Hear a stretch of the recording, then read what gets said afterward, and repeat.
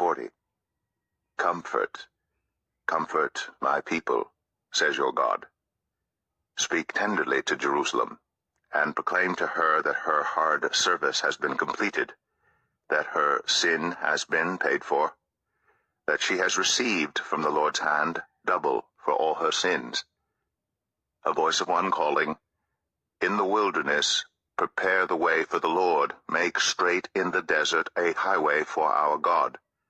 Every valley shall be raised up, every mountain and hill made low. The rough ground shall become level, the rugged places a plain.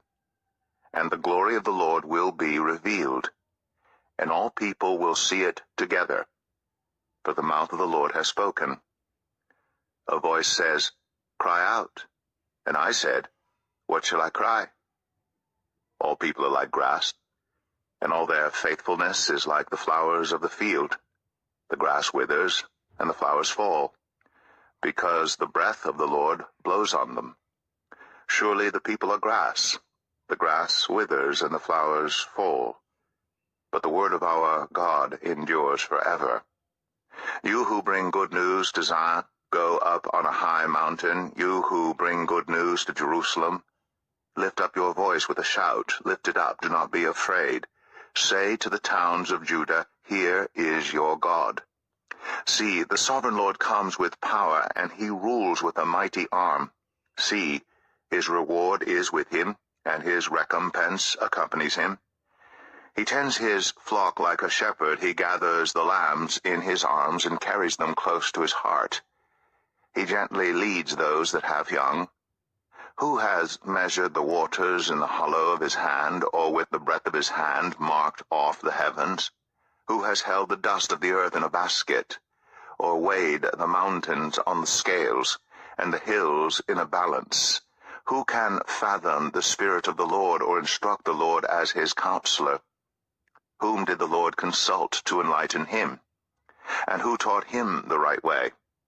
Who was it that taught him knowledge, or showed him the path of understanding? Surely the nations are like a drop in a bucket. They are regarded as dust on the scales. He weighs the islands as though they were fine dust. Lebanon is not sufficient for altar fires, nor its animals enough for burnt offerings. Before him all the nations are as nothing. They are regarded by him as worthless and less than nothing. With whom then will you compare God? To what image will you liken him? As for an idol, a metal worker casts it, and a goldsmith overlays it with gold, and fashions silver chains for it. A person too poor to present such an offering selects wood that will not rot. They look for a skilled worker to set up an idol that will not topple. Do you not know? Have you not heard? Has it not been told you from the beginning? Have you not understood since the earth was founded? He sits enthroned above the circle of the earth, and its people are like grasshoppers.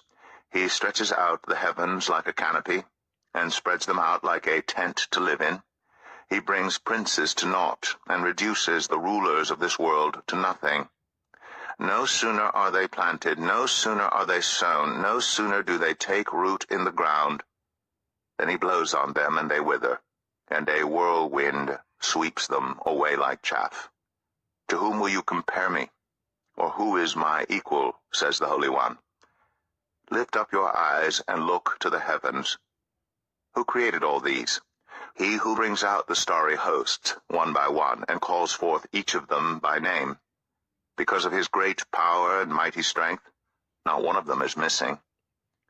Why do you complain, Jacob?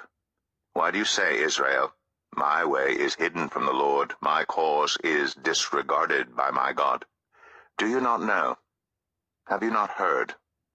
The Lord is the everlasting God, the creator of the ends of the earth. He will not grow tired or weary, and his understanding no one can fathom. He gives strength to the weary, and increases the power of the weak. Even youths grow tired and weary, and young men stumble and fall.